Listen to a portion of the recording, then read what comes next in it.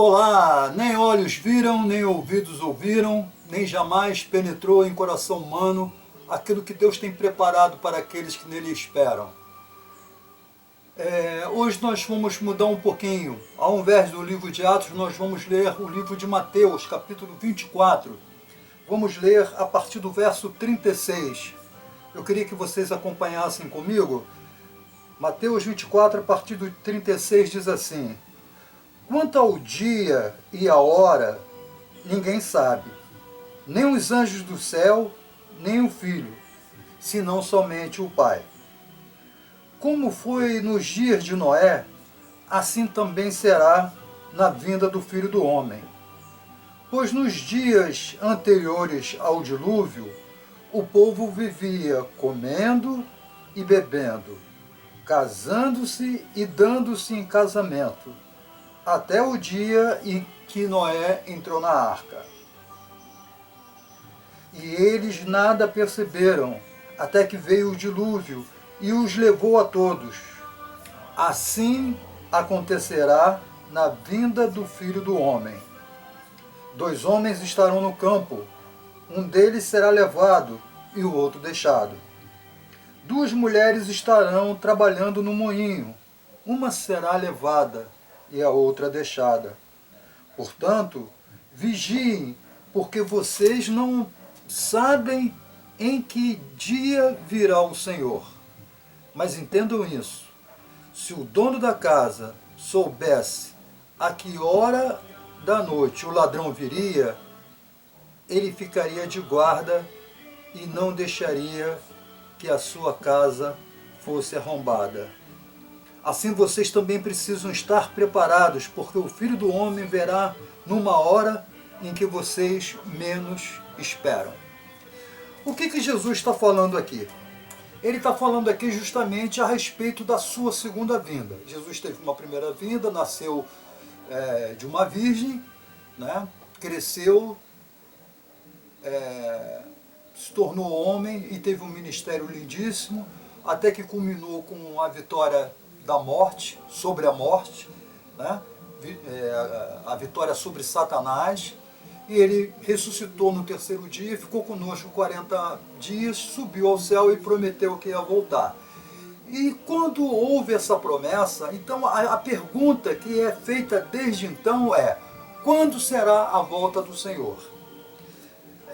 Antes de Jesus subir, antes de Jesus realmente voltar para o seu Pai, ele se despede dos seus discípulos, e os discípulos perguntam quando seria essa tal volta, essa determinada volta de Cristo, né? Que ele veio a primeira vez como cordeiro, agora ele virá como juiz, que vai separar o joio do trigo.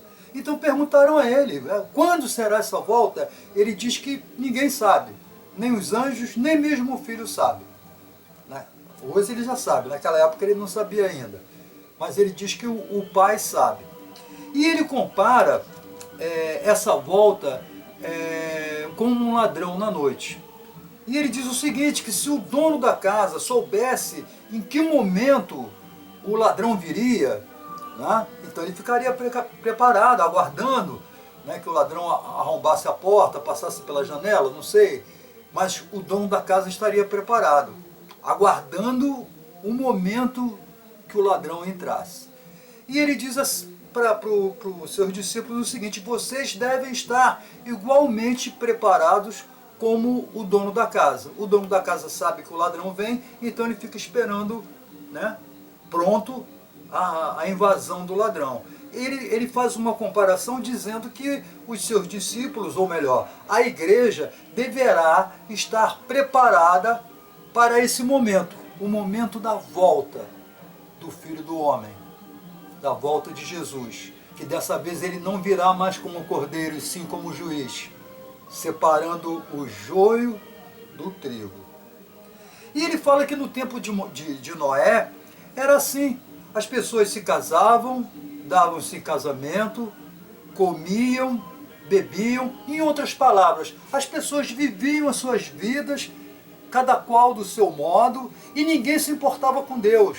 Se isso acontecesse nos nossos dias, O que seria? As pessoas iriam para os bailes, as pessoas namorariam, as pessoas se casariam, as pessoas jogariam uma criança de 5 anos do alto de um prédio, as pessoas matariam um homem de pancadas num shopping, as pessoas matariam as pessoas sem motivo, né? Por qualquer motivo matariam as pessoas teriam os corações frios, né? As pessoas ligariam a televisão, viriam crimes atrozes, como nós temos visto, corrupção, roubalheira, as pessoas são frias por conta de ganância, milhares de pessoas estão morrendo por conta da ganância. Então a gente entende que na época de Noé, quando Deus entendeu que a maldade humana tinha chegado a um limite insuportável, Deus decidiu, eu vou acabar com essa humanidade toda. Então ele abriu as torneiras do céu e a terra se encheu e todos, com exceção da família de Noé, foram exterminados. Sem querer fazer uma analogia, mas obrigatoriamente nós somos levados a fazer essa analogia. Nunca se matou tanto como na Segunda Guerra Mundial, onde morreu muita gente, né? No tempo de Jesus, nos anos 70, houve morte também, tanta morte que as pessoas estavam pensando que o mundo estava acabando. Nós poderemos citar a destruição de Jerusalém, nós poderemos citar a Segunda Grande Guerra como prenúncio de um grande evento, onde muita gente iria morrer. E muita gente iria entrar em desespero. E hoje, nós não sabemos o que fazer. Nós sabemos que existe uma vacina, que os próprios cientistas dizem que ela é 50% confiável, né? Ou seja, metade, né? Muitos estão agarrando suas esperanças nessa vacina, mas os próprios cientistas falam, não, 50%, poderá dar certo ou não. Tanto é que precisa de uma segunda dose. Poderá dar certo ou não. Mas uma coisa é certa, nunca na história da humanidade morreu tanta gente. E hoje nós vemos o nosso governador ir para as redes sociais, ir para as redes de comunicação, implorar para as pessoas ficarem dentro de casa, fecharem os seus comércios, usarem máscaras, né? Eu vi esses dias alguém falando que a máscara é Deus escondendo a nossa vergonha. A vergonha da nossa falta de escrúpulos, a vergonha de nós termos nos afastado de Deus. E alguém ainda disse o seguinte, que esse puxão de orelha não é para o incrédulo não, porque o incrédulo já está perdido. Esse puxão de orelha é para a igreja, porque a própria igreja meio que relaxou. Quando a gente liga a televisão, quando a gente liga o rádio, a gente vê um evangelho que é muito diferente, muito distante daquele evangelho que nós encontramos na Bíblia. E nós podemos ter a certeza de uma coisa, nunca passamos um momento como esse. E eu creio, irmãos, que como Jesus falou nessa época, na época dele, que ele estava se despedindo, que o ladrão viria como o Senhor viria como um ladrão na noite, né? De forma inesperada, quando ninguém esperava, quando nós estávamos nos bares, quando nós estávamos nas nossas farras, nas nossas vidas mesquinhas e vulgares, sem se importar com Deus, até mesmo dentro da igreja, era o momento do ladrão na noite chegar. O momento é de reflexão. As igrejas estão fechadas. Vou repetir, as igrejas estão fechadas. Isso é motivo de vergonha para mim, é motivo de vergonha para você, é motivo de vergonha para todos nós. As igrejas estão fechadas. Não porque os pastores queiram, mas porque a contingência, a circunstância está obrigando as pessoas a ficarem em casa. As pessoas perderam o benefício do abraço, perderam o benefício do apertar a mão, da alegria de estar juntos. Talvez seja um momento, irmãos, de nós reavaliarmos toda a nossa vida, quais são os valores que permeiam a nossa vida, o motor que permeia o nosso coração e nos motiva. É o momento de nós lembrarmos que sem Deus não somos nada. Um vírus que pode ser morto com água e sabão é o mesmo vírus que pode matar um homem, e pode matar de forma cruel, de forma sufocante, de querer respirar e não conseguir, enquanto outros estão vendendo esses cilindros de oxigênio, enchendo o bolso com dinheiro sujo desses cilindros de oxigênio. Que ponto que nós chegamos, irmãos?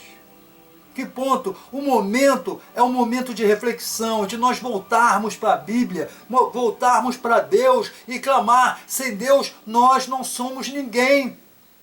Nós precisamos de Deus para respirar. Nós precisamos de Deus para que o nosso coração bata.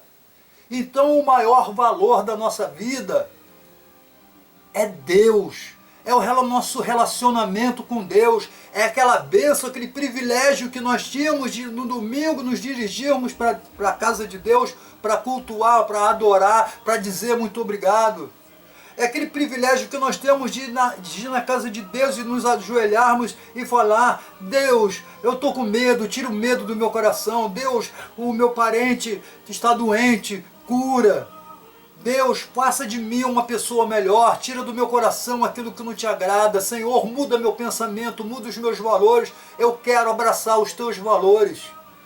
Tem um cântico que diz: dá-me um coração igual ao seu. Se você não conhece, procura saber, ou se você quiser, até liga para mim que eu mando para você. Dá-me um coração igual ao seu, meu mestre. Irmãos, o momento é de reflexão. O momento é que Deus está nos puxando, pela sua misericórdia, com o Pai misericordioso que Ele é, Ele está nos puxando a orelha e dizendo: acordem, vocês precisam de mim. Vocês não são autossuficientes. Vocês vieram à existência por um decreto meu, e a sua existência vai acabar quando o meu decreto vier também. Um bichinho pequenininho que nós não conseguimos ver, um bichinho que é tão frágil que com água e sabão ele morre, mas é um bichinho que é capaz de matar milhares e milhares de pessoas. Eu não estou profetizando, não estou vaticinando, meio longe de mim está essa pretensão. Mas uma coisa é certa: pelo menos a metade da humanidade está indo embora. É hora de nós refletirmos. Nem olhos viram, nem ouvidos ouviram, nem jamais penetrou em coração humano aquilo que Deus tem preparado para aqueles que nele esperam. A pergunta que eu quero terminar: você espera no Senhor? Fique com Deus. Tchau.